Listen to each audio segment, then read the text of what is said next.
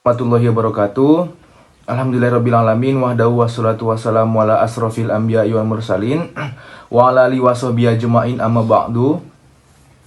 Puji syukur kita panjatkan kepada Allah Subhanahu wa taala yang telah memberikan kita banyak nikmat, di antara nikmat kesehatan dan nikmat kesempatan, sehingga kita dapat melakukan pembelajaran pada kesempatan kali ini. Salawat beriring salam mari kita sampaikan ke Nabi kita, Nabi besar Muhammad SAW, yang berlafazkan Allahumma sholli ala Sayyidina Muhammad wa ala ali Sayyidina Muhammad.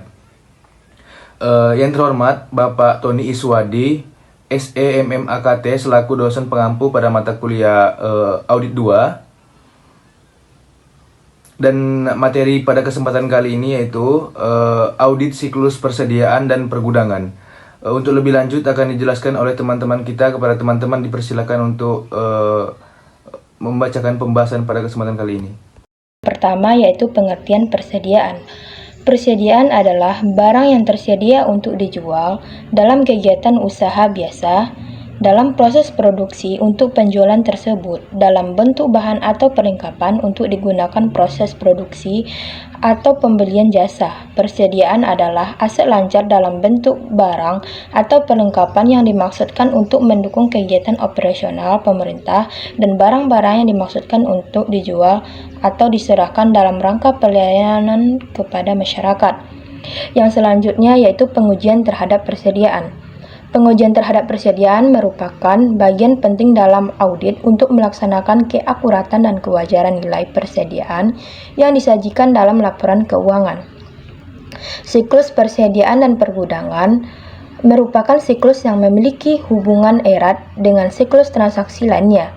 Bagi perusahaan manufaktur, bahan baku memasuki siklus persediaan dan pergudangan dan siklus akuisisi dan pembayaran, sementara tenaga kerja langsung memasuki dari siklus pengajian dan personelia. Siklus persediaan dan pergudangan diakhiri dengan penjualan barang dalam siklus penjualan dan penagihan. Yang poin B yaitu jenis-jenis persediaan. Yang pertama, persediaan bahan baku, bahan mentah yang digunakan dalam proses produksi. Yang kedua, persediaan barang dalam proses, yaitu barang yang sedang dalam tahap proses produksi. Yang ketiga yaitu persediaan barang jadi. Biaya ini biasanya berkaitan dengan produk yang telah selesai tetapi masih belum terjual pada akhir periode, sehingga dia diklarifikasikan ke dalam persediaan barang jadi. Baik, saya akan melanjutkan materi yaitu tentang pentingnya pengelolaan persediaan.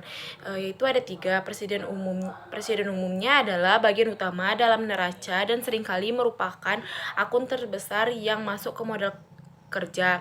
Yang kedua, persediaan dapat tersebar di beberapa lokasi yang menyulitkan pengendalian fisik dan perhitungannya.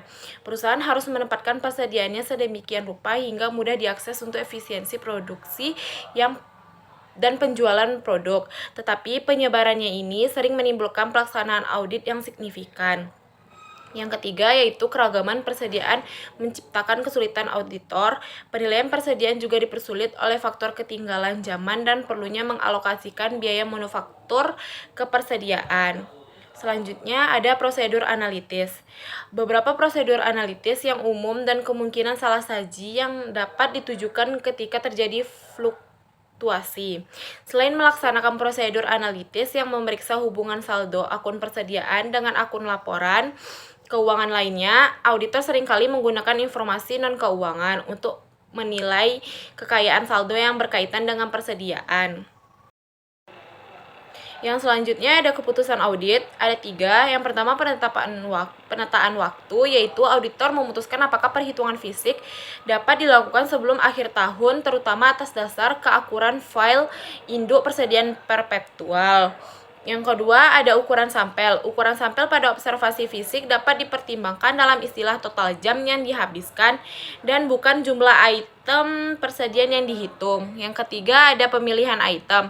Ketika mengamati klien yang menghitung persediaan, auditor harus berhati-hati untuk mengamati perhitungan item-item yang paling signifikan dan sampel representatif dan item persediaan yang umum. Yang kedua, menyelidiki item yang mungkin telah usang atau rusak. Yang ketiga, membahas dengan manajemen menyangkut alasan pengeluaran setiap item yang material. Materi selanjutnya, audit siklus persediaan dan pergudangan. Audit siklus persediaan dan pergudangan adalah proses pemeriksaan yang dilakukan untuk memastikan keandalan dan keefektifan sistem pengelolaan persediaan dan pergudangan suatu perusahaan. Ini melibatkan evaluasi terhadap berbagai aspek, termasuk pencatatan persediaan, prosedur perhitungan fisik, pengendalian tren, kepatuhan terhadap kebijakan dan peraturan, serta identifikasi risiko dan peluang untuk perbaikan. Audit ini bertujuan untuk memastikan bahwa persediaan dan pergudangan dikelola secara efisien dan sesuai dengan prinsip akuntansi yang berlaku serta standar praktik terbaik dalam industri. Selanjutnya, audit penetapan harga dan kompilasi. 1. Penetapan harga persediaan yang dibuat. Pada penetapan harga barang dalam proses dan barang jadi, auditor harus mempertimbangkan biaya bahan baku, tenaga kerja langsung, dan overhead manufaktur. Keharusan untuk memverifikasi setiap hal tersebut membuat audit atas persediaan barang dalam proses dan barang jadi menjadi lebih kompleks daripada audit atas persediaan yang dibeli. Dalam menetapkan harga bahan baku untuk membuat produk, audit harus mempertimbangkan baik biaya per unit bahan baku maupun unit yang diperlukan untuk membuat unit keluaran. Yang kedua, harga pokok atau harga pasar. Dalam menetapkan harga persediaan, auditor harus mempertimbangkan apakah biaya penempatan atau nilai realisasi bersih yang lebih rendah dari biaya historis. Untuk barang jadi dan bahan baku yang dibeli, auditor dapat menguji biaya penggantian dengan memeriksa faktur vendor periode selanjutnya atau faktur saat ini jika tidak ada pembelian yang dilakukan atas persediaan barang setelah akhir tahun. Dan materi selanjutnya itu ada integritas pengujian. Ada 5 poin di dalamnya. Yang pertama poin pengujian siklus akuisisi dan pembayaran. Ketika verifikasi akuisisi, persediaan sebagai bagian dari pengujian siklus akuisisi dan pembayaran, auditor juga memperoleh bukti mengenai keakuratan bahan baku yang diperoleh dan semua biaya overhead manufaktur yang dikeluarkan kecuali tenaga kerja. Dan poin kedua ada siklus pengujian penggajian dan personalia. Ketika auditor memverifikasi biaya tenaga kerja, kondisi yang sama juga berlaku pada kondisi akuisisi. Dalam sebagian besar kasus, catatan akuntansi biaya untuk biaya tenaga kerja langsung dan tidak langsung dapat diuji sebagai bagian dari siklus audit penggajian dan personalia. Dan yang poin ketiga ada pengujian siklus penjualan dan penagihan. Hubungan antara siklus penjualan dan pengumpulan serta siklus persediaan dan pergudangan tidak seperti dua siklus yang telah dibahas tadinya. Dan yang poin keempat ada pengujian akuntansi biaya. Pengujian atas catatan akuntansi biaya merupakan sarana untuk bagian dari pengujian dan siklus ketiga sebelumnya. Dan yang terakhir ada persediaan fisik, penetapan harga dan kompilasi.